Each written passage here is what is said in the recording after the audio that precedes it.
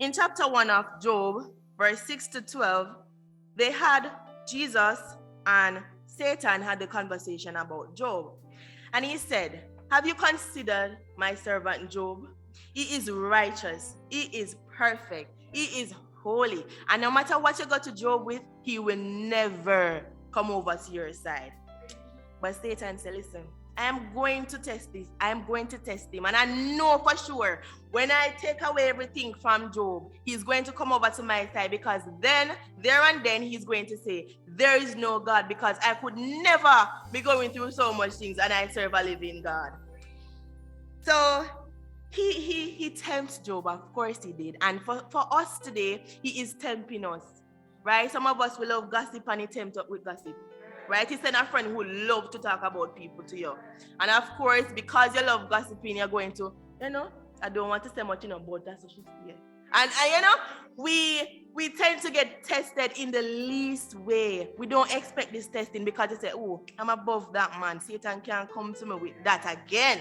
But guess what? He knows that, listen, you're not truly overcome that testing, and so I'm going to come to you. So let me tell you something. God knows the level of frustration. He knows the level of confusion. He knows the level of pain that we can endure as his children. He will never give us more than what we can bear. And he says in 1 Corinthians 10 verse 13, that no temptation has overtaken you except what is common to mankind. And God is faithful. He will not let you be tempted beyond what you can bear.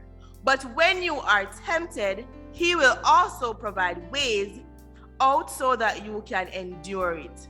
As I said earlier, persevere through your storm. If you're in your storm and the ship are rocked, you hold on to wherever part you can hold on to. If you're sleeping and the water come, you can't swim, but you pray through the storm. Whatever you can do, do it, because storms are going to come. Hurricane is going to come. The flood is going to come. If you're in a boat, doubt is going to come. Concrete house, whatever you are in, the storm is going to come. And not because you are in some situation, you're going to say, listen, I cannot manage, because God didn't know so I can't manage this. I just read that there's no temptation that you cannot overcome. So if you pray to God, you will overcome your situation. Persons are going through many different situations. You may be saying, I'm not financially stable, but you are still better off because you're living in a house. Other persons are out there, they don't have a house, and they're not complaining because guess what? The food is still coming in. But we tend to believe that financial blessing is the only blessing that we can have. But just the fact that you are alive this morning, that is a blessing. Just the fact that you are seeing, that is a blessing. The fact that you can say amen, that is a blessing. So financial blessing is not the only blessing that we should want or we should need.